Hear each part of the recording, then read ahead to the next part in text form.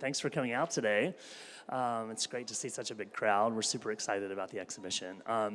So we're going to be making 3 stops all the way through the exhibition in some of the larger spaces. We, of course, encourage you to meander into the smaller spaces as well. And, of course, it'll be impossible to cover everything that's in this exhibition over the course of about an hour. So any questions or comments that you might have, please tag us afterwards, or I'm sure we're happy to take questions during as well.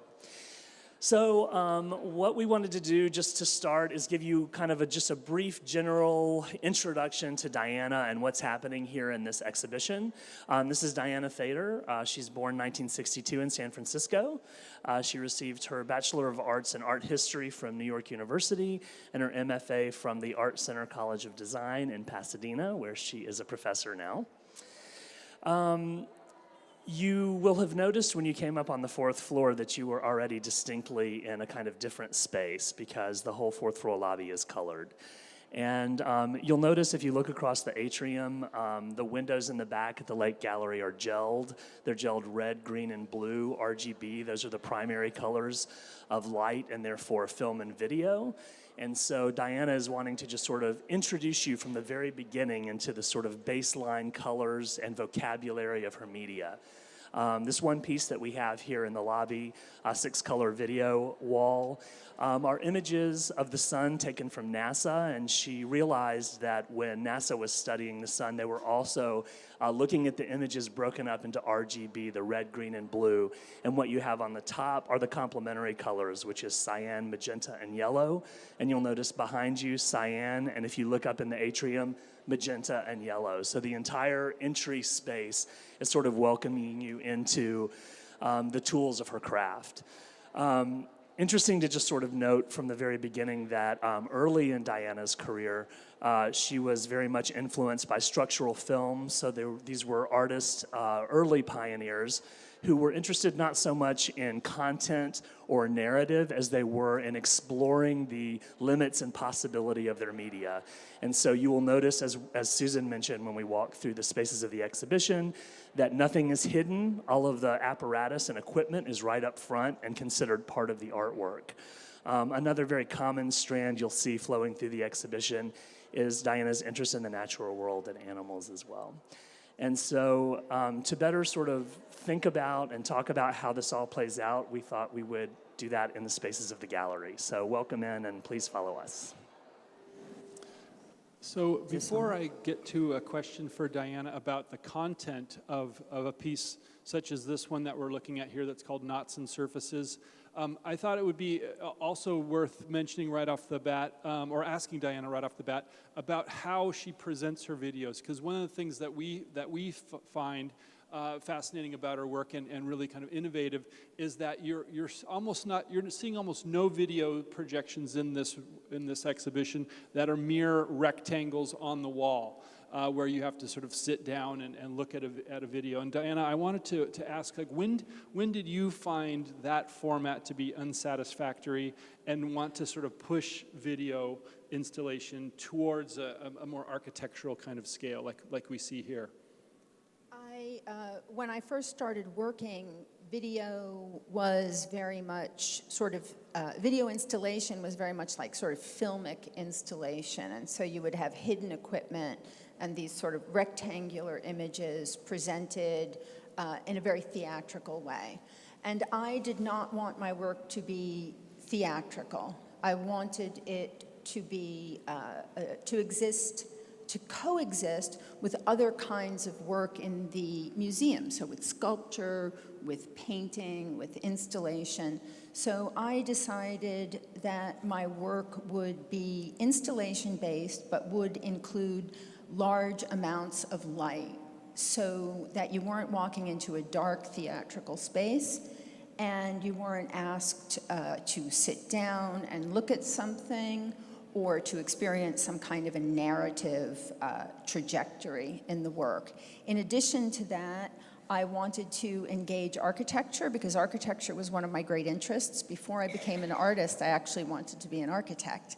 So I'm very interested in space and spatiality and in construction and how people move through space and similarly, how they move through time.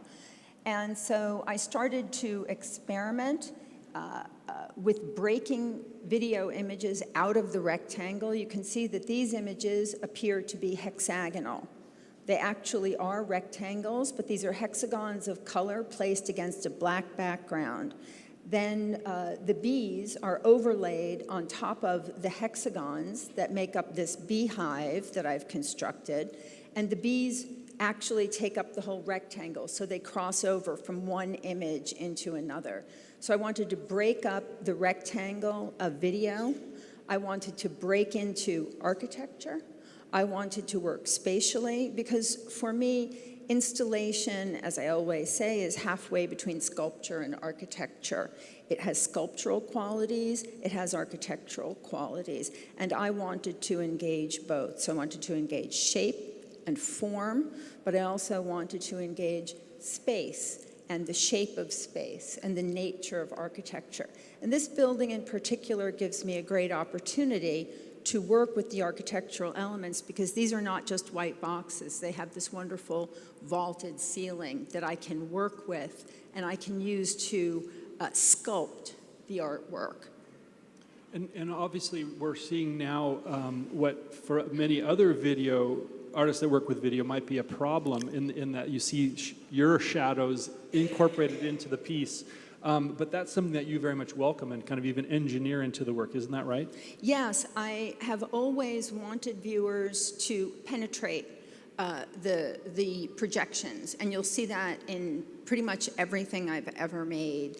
And the idea was that the viewer is never outside of the artwork. When a viewer enters into installation, and you can see Joey pointed out that even when you get off the elevator, you're inside of an artwork. You're always inside. And I never want the viewer to be outside of the work of art looking at it. I want you to be inside, looking through it, looking in it, looking with it. And I want the viewer to be conscious of their own body in relationship to the work of art, and to be conscious of themselves experiencing something in space and in time. So you're not supposed to, and that's the other thing about filmic projections of video that you sit down and watch. If you think of theatrical, the theatrical presentation of film, video, or even traditional film or theater, you are supposed to sit quietly and forget your body and look and experience what you're seeing through your eyes, through your ears. My work is about experiencing something with your whole body. And so you see yourself in the work, you see yourself seeing, you see your shape, you see your form, and you always remember, you're not supposed to lose yourself, you're supposed to always be present, fully present in the moment and in the place that you occupy. So some of your earliest works kind of came about in the early 1990s in and around Los Angeles. That's when I first saw things too, like in apartment galleries and things like that. We all start off humbly, even though now Diana's taking over the whole museum here. But who would you say what was in the water in LA at that time? Or who were your peers or other people that might have led you towards this kind of expanded version of video? Or did you feel kind of alone in what you were doing? I felt very alone, but I had these professors, Patty Podesta and Bruce Yamamoto, who were film and video artists, but who worked in kind of experimental narrative form, experimental experiments with time and space and narrative. But they didn't do things like this, and I kept trying to think of what could I add to this medium that would transform it? What could I add to it that would make it new again? And I was very inspired. I was taught a great deal about Nam June Paik, about Ira Schneider, but also the structuralist filmmakers like Hollis Frampton and Michael Snow. And I decided to put together ideas from structuralist film together with ideas from art history, because I have a degree in art history, and so I'm always interested in art historical ideas. I mean, I can go back sometimes to the Renaissance to look at the trajectory of an idea, like one-point perspective, for example. And so I wanted to bring something that I wanted to do something that hadn't been seen before. And I don't innovate, as I always say, for the sake of innovation. I innovate for the sake of the content and the meaning of the work. And so I did things that I thought needed to be done. So my very first show, the images were rectangular and the room was dark. But after that, I never did it again. After that, I started breaking things, shaping the video projections, multiplying projections, et cetera. And I'm always constantly trying to think of of what a subject requires, because you can see in this piece that these are bees. Bees live in a six-dimensional world. They make a hive. The hive is made up of hexagons. Their eyes are made up of hundreds of tiny hexagons. A bee's eye is not like your eye. It's hundreds of little eyes, and each one is hexagonally shaped. And so I wanted to make something that had 6 elements put together in an architectural space, because bees are tiny architects. And so I designed and sort of innovated this way of showing video. And so it sort of came about that I wanted to transform the medium. I wanted to make my own way through it. I didn't want to do what had been traditionally done. But I also had teachers like Mike Kelly, who was a real iconoclast and encouraged me to bust through boundaries and rethink the conventions of my medium. That's great. I mean, one other aspect of that I want to impress upon everyone is to not just sort of look at what seems like the main attraction, but as you go through the show, look back from where you came from and look forward and ahead, and keep kind of calibrating yourself back and forth, because Diana's also done all kinds of really amazing things with colored light. So even if you look behind yourselves there, that room has got this sort of pinkish, orangish glow, and then if you look to the next room, you see kind of purple and pink, and and all of these images even are kind of calibrated to the edges of the doorways and the walls, and so everything in here is highly intentional in a way in terms of how you sculpted this room. Is that a good way to describe that? Yes, I mean, Joey and I work together using 3-dimensional models. I model my work, I design my exhibition using things like SketchUp and other Rhino, if anyone knows some 3-dimensional computer programs. And I design everything in the show, including the size of the doorways and the placement of the doorways and the relationships of artworks from room to room. So you always have a view or a vista through doorways. And I think of it kind of, I think of it kind of photographically. Like if I were to stand in one place and take a photograph, what could I see of one work? What could I see of another work? How can I make you aware of every space, the space from which you've come and the space to which you're going, and the space that you're currently or presently occupying? Right. I mean, one thing that I also wanted to mention is that unlike most exhibitions, you're not going to find labels on the walls that kind of give the titles and the dates of these pieces, because Diana really wanted everybody to just be present in the space and immersed, but there is a brochure that we've created that has all of that information in it that you could use as a guide as you go through. But then halfway through the show too, you'll also find other orientation materials, including interviews with Diana about every single piece of the show. So even if there are things that we're not talking about here today, you can go and look at that on iPads and kind of hear Diana's explanation. So thank you for that. And also just wanted to make sure you didn't think that we were leaving you hanging without that information. One thing, again, we're too big of a group to go in here, but as you circle back through on your own, I would definitely encourage you to look at these 2 rooms here. This is one of the earliest piece in the show, isn't it, Diana? Mm-hmm. That was filmed in Claude Monet's garden in France, in Giverny. And especially, it's one of those pieces, especially where you should walk in front of the projector and see how your image gets implicated into the piece. It's really fascinating. So we're standing in a work that's called Dolphins. And I especially wanted to stop in this gallery because I think it gets across a lot of different concerns that are really important in Diana's work.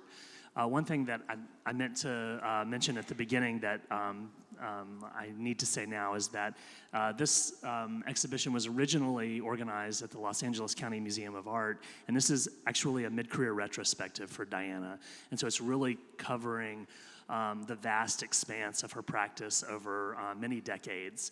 And one of the reasons that it was so important to us here at the MCA Chicago to bring it is because we see Diana as a real pioneer in film and video, and some things that are going on in this room you can really read very well. So for instance, in speaking to one of her old professors when she was younger, this professor said Diana was the one that gave us permission to point the projector anywhere. And this just speaks to the whole conversation about breaking out of the video rectangle. And also one of the things that Michael mentioned in the other gallery was when we think about Diana, we don't just think about her in terms of film and video, but also in installation. And so the space is activated very colorfully here. And so I wonder maybe if we could just start by asking you about the color in the room and why this color and how it's functioning in this installation. This is a work from, I think, is it 1999, I think. Can't remember, 1999 or 2000. It's titled Delphine, and it's a work I made in the Caribbean with a pod of free dolphins, along with a dolphin rights activist who was my guide. And I just want to say, just briefly, that my work always involves a great deal of research, and a lot of it involves a lot of travel to very specific locations to film very specific vistas, landscapes, gardens, animals, elements of the natural world, flora and fauna. Because the work is filmed underwater, to answer Joey's question, and the primary colors we see underwater are green, cyan, and blue, I wanted to engage or enliven or involve the rest of the room. And so I used the colors that complement blue, cyan, and green. And those are red, orange, and magenta. I wanted to, and I do want to always involve the entire space, once again, so that you're always inside of the work of art. I don't want you to stand back there and stare at it, but also enter into it and look back and see the color projections and the sun on that big video wall right there, the views through the doorways, as well as the projections themselves, the sort of central part of the piece itself. So I always want to make you conscious of space, and as I said before, the space that you occupy and the time in which you occupy it, a fully sort of present body engaging with an artwork and engaging with an architecture.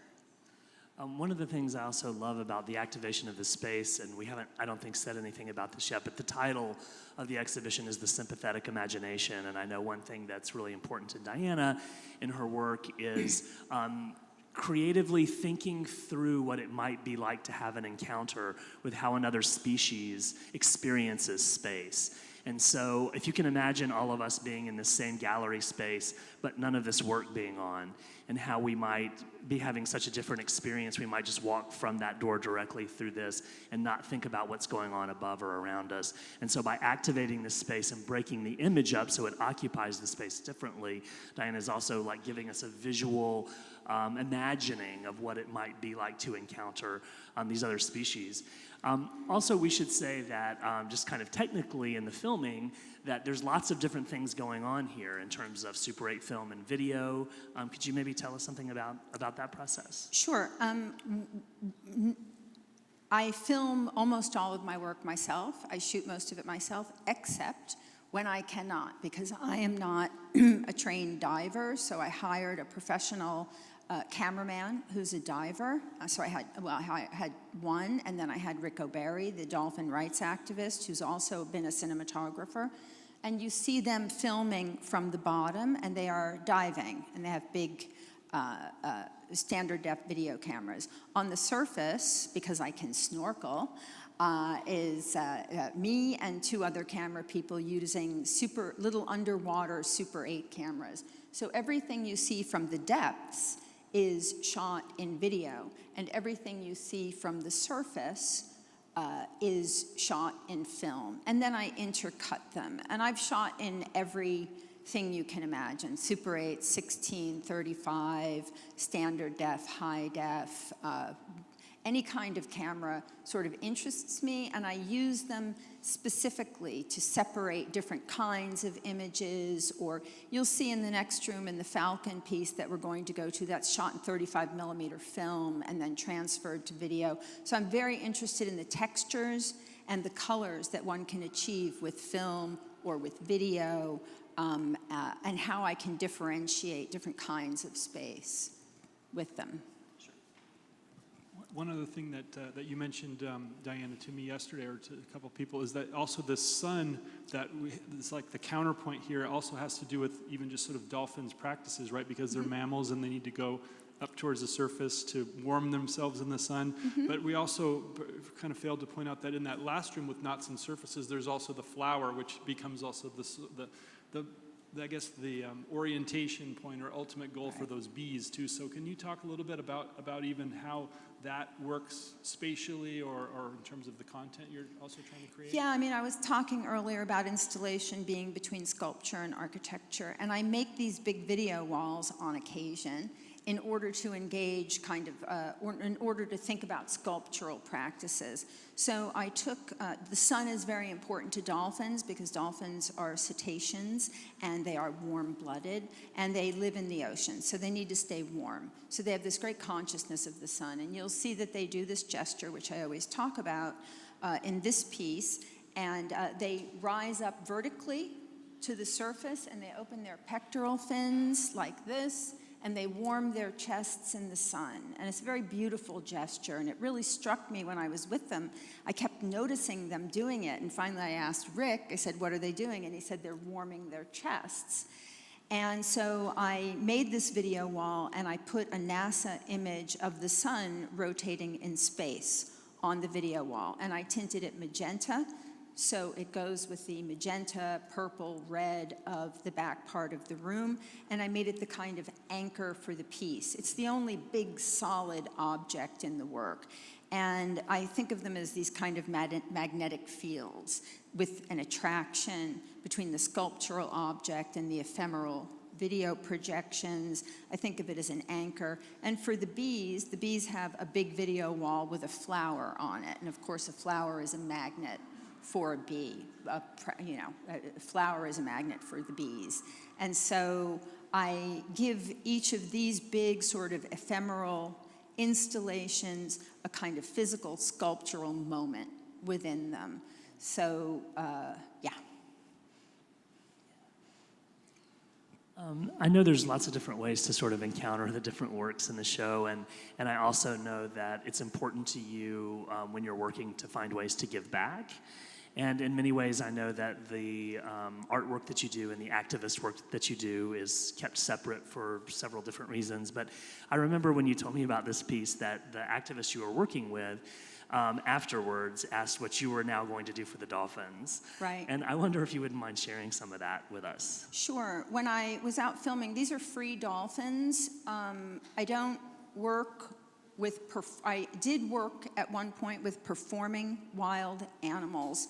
And I realized after I did that my work had led me to the political moment in my life when I would no longer do that. And I would only work with free animals. So these are free dolphins. So I went to the Caribbean and I hired a boat and I had a crew and we sat out there for 7 days waiting for dolphins. And that costs a lot of money that I don't have, right? So I'm sitting out there waiting for dolphins, and Rick O'Barry, who was the animal rights activist, the dolphin rights activist I worked with, said, they're coming, don't worry, they're coming. 3 days in, no dolphins, and then massive pods of dolphins for 4 days. I have 17 hours of footage, and they just kept coming and coming. And Rick knew this pod of dolphins. He had been swimming with them. He had met them many times, and incredibly intelligent creatures. They're not dummies. So Rick had this relationship with them. He said, don't worry, they'll be here. I know them, they will be here. And after I got this 17 hours of incredible footage, I said, wow, I don't know what to say. And Rick said, now you see what the Dolphins have given to you. What are you going to do for them? And so I worked with Rick because he works against places like SeaWorld, which are essentially animal torture centers, SeaWorld and Swim with Dolphin amusements, and particularly against the annual Japanese dolphin slaughter that takes place in Taiji every year. There was a very famous film made about Rick. It's called The Cove. It won the Oscar for Best Documentary in 2010. And when Rick said to me, "What are you going to do for them?" I said, "I'm going to help you stop the capture and slaughter of dolphins." In Taiji every year, they kill thousands of dolphins, and they capture the young females, and they sell them to places like SeaWorld or Swim with Dolphin amusements. And Rick is trying to stop this. So I made a documentary that exposes the slaughter and capture, and it was called Welcome to Taiji. I made that in 2004. Luis Sahoyos, a film director, saw my film, and then he made The Cove, which then won the Oscar for Best Documentary in 2010. And I made my little film for $25,000, and we put it up on YouTube. We showed it everywhere. We had millions of hits. And then Louis made a film for $25 million and won an Oscar. And I said, I guess I've done my job, because Rick had said to me, if one person sees Welcome to Taiji and it changes, and if one person sees it and that person has the power to make a change in the world, we will have succeeded. And unfortunately, the slaughter is going on right now. The slaughter and the capture is happening now. Rick is in Taiji, so we haven't ended it yet, but we've Blackfish came after that, and SeaWorld is going down. And that's something I'm very, very proud of, actually, is the part that I've played in that. So that's tangential. I keep my political work and my artwork very separate. And right now I'm working on a Netflix documentary. I'm making a documentary for Netflix about the last great herd of bull elephants in Kenya.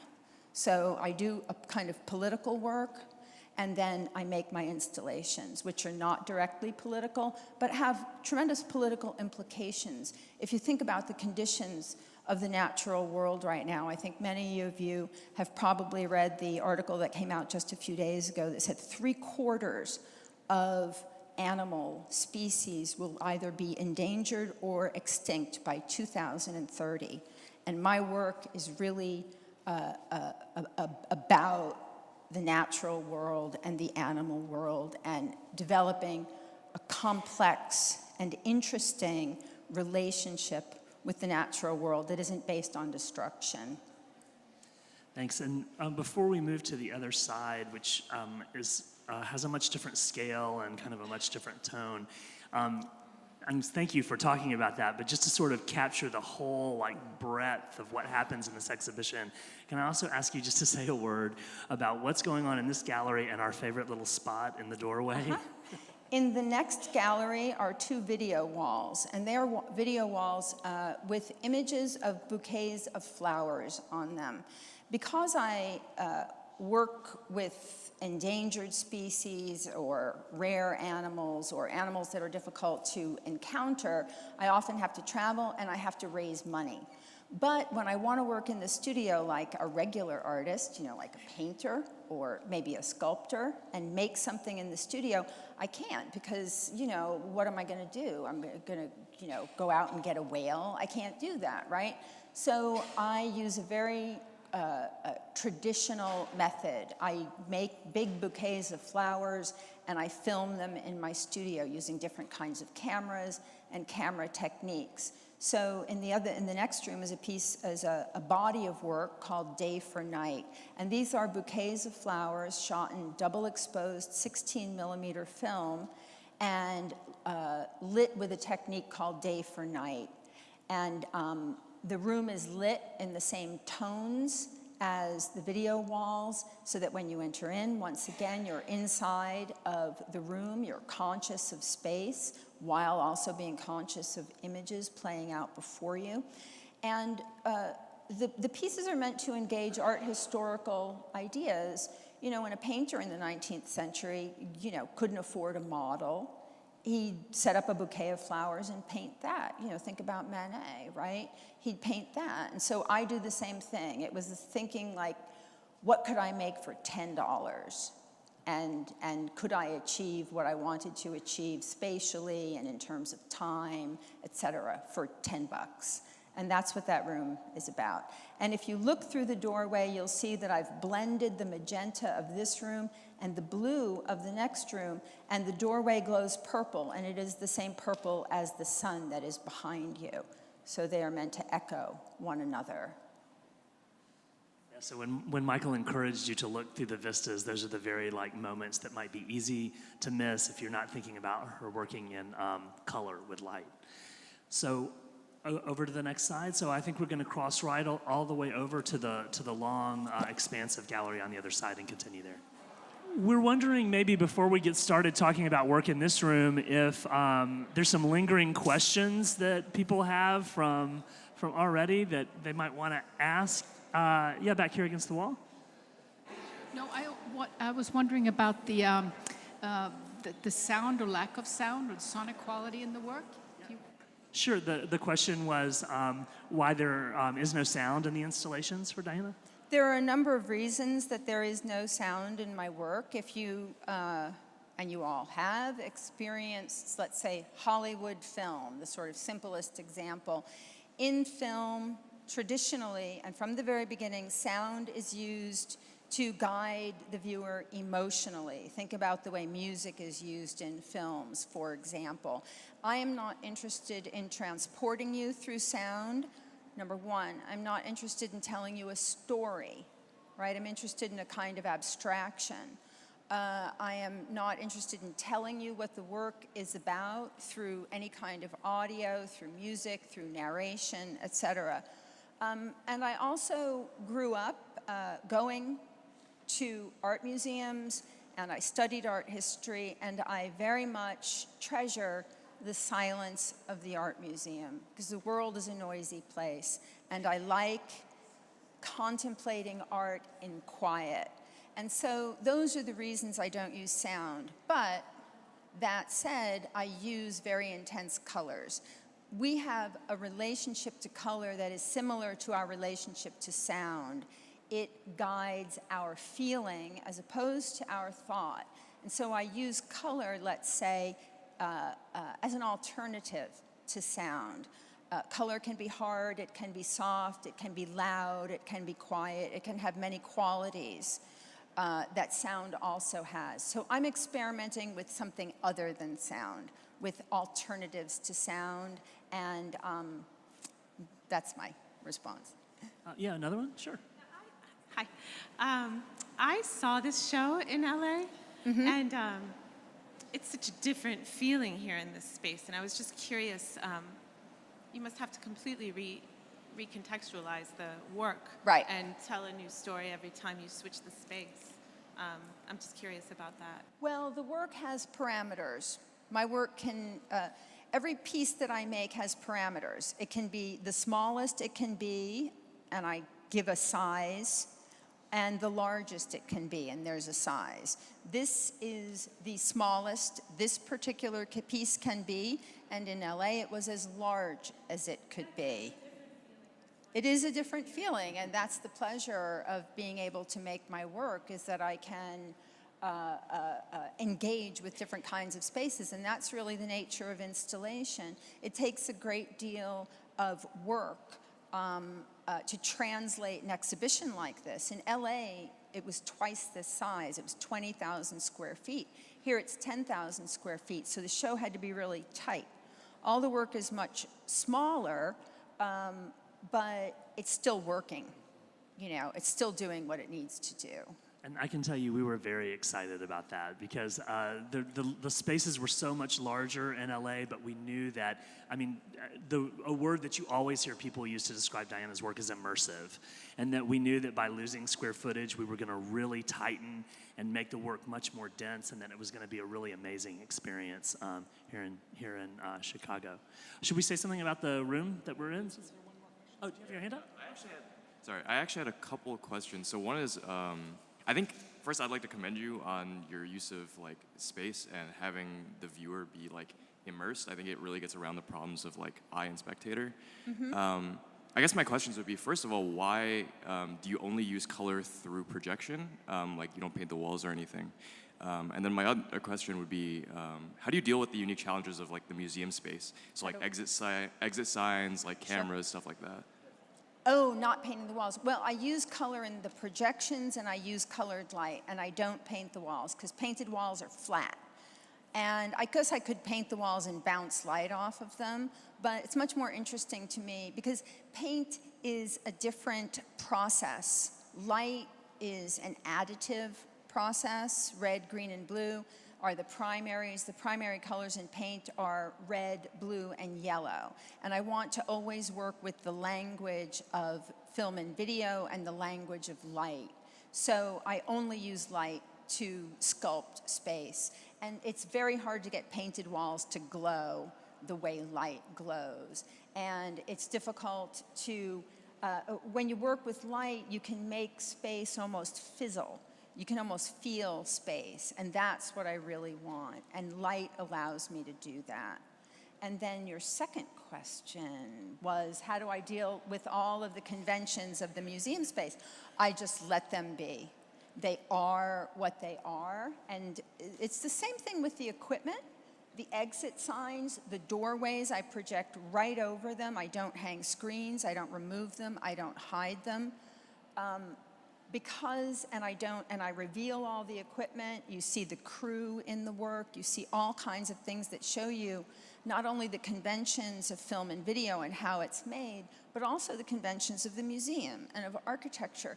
And my stated belief is that beauty and transcendence can happen amongst and amidst all of those things. And there is no need for me to create a deep theatrical space, hide the equipment, remove the exit signs. I like the interruptions, and I like the reminders to the audience or to the viewers that this is the space as it really, really is.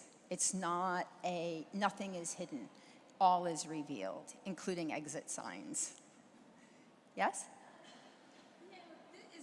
Excuse me, is this an earlier work? I was just wondering, because they don't look free, the birds going by. This is not an earlier work.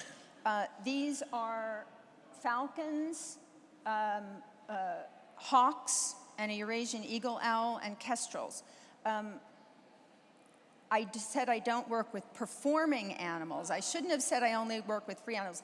These birds belong to falconers. They fly free, they hunt, they do all the things that these birds are meant to do. Many of them are rescued birds. I was very interested in the relationship between falconers and their birds, and falconers and the history of raptors in America. As we all know, DDT almost wiped out eagles, and particularly the California condor and peregrine falcons. Falconers, the people who keep falcons, were the people responsible for saving these birds. And I was interested in their relationship to conservation and their relationship to their birds. But I don't use performing animals, I use free animals, and in this case, I use animals who have a very complex relationship with human beings, but are still allowed, they still fly free, they hunt, they do many things. So yes, I think that's a good point to bring up. No, they don't love their hoods. They rarely wear them. I asked them to wear them for this particular shot. They can't, in this shot, the birds are all lined up with a black background, and the camera was on a crane. So the camera was moving. The birds are not moving. The birds were set. So here it looks like the birds are moving. They're not. And the birds can't be in close proximity to one another because falcons, hawks, raptors don't work in groups. They fight. So they have to wear hoods. And could you also, since we're talking about this piece, say something about the images that are bookending the space? Sure. On either end of this work are the sun tinted blue, again, a NASA image, and the moon tinted yellow. My work is inspired by many things, including film, literature, philosophy, theory. There are many inspirations, sociology, biology. Every work is inspired by different things I've researched or read. This work was inspired, of course, as I said, by the California falconer's relationship to conservation, but it was also inspired by Egyptian mythology. In Egyptian mythology, the god Horus has the body of a man and the head of a falcon. And his left eye is the sun, and his right eye is the moon, or vice versa, because I can't ever remember. Left eye, right eye, sun and moon. So in order to sort of, in order to make the work a little bit, feel a little bit like mythology, I added the sun and the moon in these contrasting colors. And I wonder also if you could say, because there's one bird, this big owl, that's so different from all of the others. Could you say something about why that bird is included here?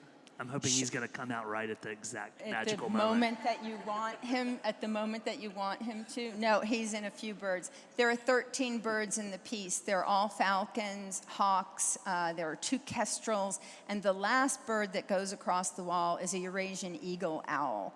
And I'll tell you a funny story. When I met these falconers and I invited them all to bring their birds, I didn't actually ask them what kind of birds they had.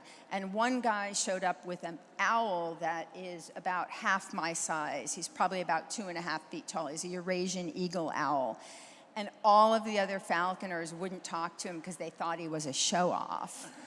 They were just like, show off. He's walking around with this massive owl, you know? And so I made the owl the last bird in the piece because the owl wears no hood. Owls don't wear hoods. The owl wears no hood, and I matched the color of the moon to the owl's eyes. I wanted there to be this echo. This golden echo within the work. And the owl, right at the end, here he is, and if you watch him, he'll look right out at you and look right into the camera lens. He's a beautiful, beautiful animal. He does it twice. He looks out from right about here, and then he'll do it again right at the end. And he looks where he's going, too, even though he wasn't moving.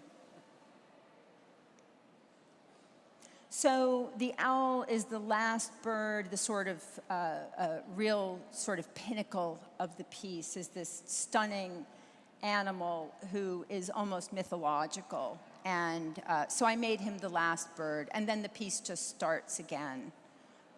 I don't know if that answered your question, but it was good. Fortunate. I am often the victim of fortunate accidents. So something like that, I was very fortunate that in my other work, China, which we haven't seen, but you should go look at it, it was all about 2 wolves. And I made 6 projections of 2 wolves because I wanted to multiply them and turn them into a pack of wolves. When the 2 wolves came out, so I wanted there to be 2 wolves, and I turned them into 12, right, using 6 projectors. When they came out with their trainers, the trainers were identically dressed sisters. So I had 6 women who looked exactly the same, and I had 12 women, and I had 12 wolves. And my husband, who was working with me, said to me, when the 2 sisters came out and they were identical, he said, lucky. Because it's all about doubling and multiplying, right? So like I said, I'm often the victim of fortunate accidents. I think it might be good to say something. It will be hard for all of us to go into that gallery at the same time, but the piece through this door is Life is a Time-Based Medium, and this piece is the most recent work in the retrospective from 2015. So I wonder if you might just, it's so distinct from everything because of the architectural intervention, so I wonder if you might say something about that. Sure. In the next room is a work called Life is a Time-Based Medium, and as Joey said, it's the latest work in the show. It's from last year. It's a work I filmed in Jaipur in India, just outside of Jaipur. There is a temple there to the Hindu god Hanuman, who is a monkey god. And monkeys are holy in Hinduism, as are cows, for example. And this particular temple is abandoned and has been taken over by a troop of wild monkeys. So I was fascinated by a temple to a monkey god in which monkeys actually live. And no one put them there, no one keeps them. And the interesting thing is that on holy days, people go to the temple, there's a pool, and they bathe in the pool, and they give offerings to the monkeys. And so I filmed on a holy day, and the monkeys are eating the offerings, which are bananas and peanuts. So there's a projection of the temple, and the doorway to the temple is cut out, and then there's a little room that's a theater. And in that theater, you see a viewer watching the monkeys on film, watching the monkeys eat the offerings on film. And I was very interested in that work and doubling and tripling the architecture. So you're in a museum, you go into a space with a projection of a Hindu temple, you walk through the doorway of the temple and you're in a movie theater. So I wanted to talk about the museum as temple, the museum as theater, the church as theater, the church as museum, et cetera, et cetera. I wanted to double and triple the space that you're in and have you think about the nature of what architecture engenders, what kind of thoughts and what kind of beliefs we are encouraged to think through architecture. So that's really what that work is about. Yes? I just wanted I've used a lot of images of the sun revolving in space because I wanted you to feel, because we see the sun as a kind of glare in the sky.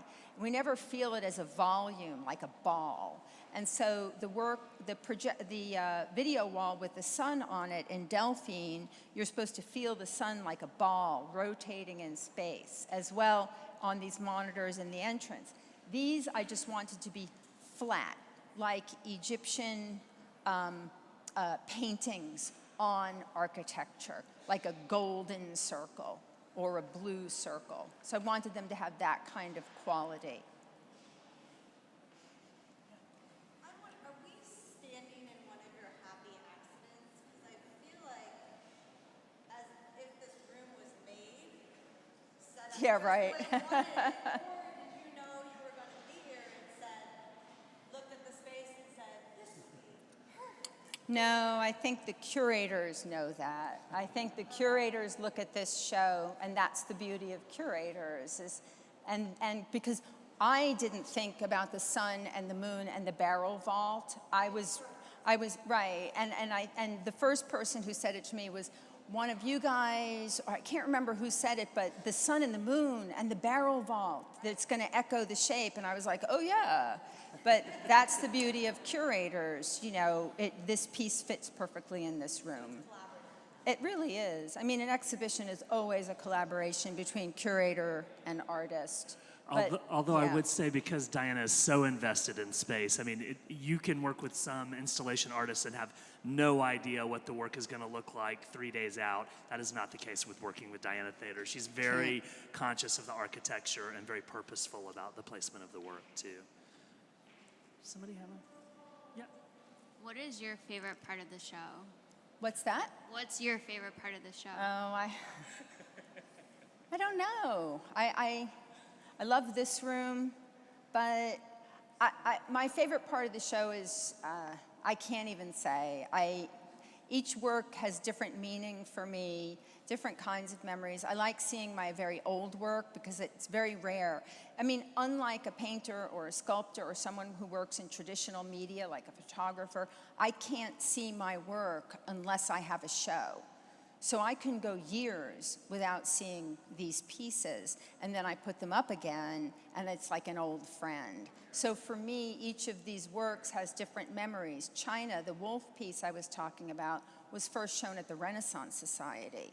And here I am in Chicago, and I've put it up again, and there's a particular kind of nostalgia that's associated with Chicago, the Renaissance Society, and now the MCA and China. So maybe that's my favorite. Maybe I could say that. Well, I wonder, in absence of questions, if we might just kind of end with talking about the last piece down here, which is a piece called Chernobyl from 2011. because there was sort of, after you left Chernobyl, there was kind of a dictate that was given to you, please sort of correct a kind of story, and that might be an interesting note to... The last work in...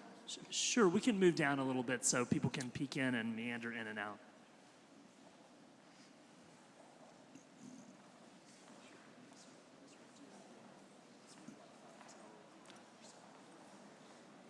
It's a very small room, so I would recommend just a few people going in at a time.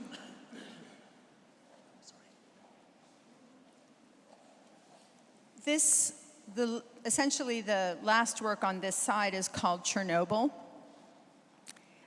It's an artwork that I made in Ukraine in 2010, 2011, and I made it at the site of the largest, or the greatest, the most dangerous nuclear meltdown in history, which took place in Chernobyl in Ukraine in 1986.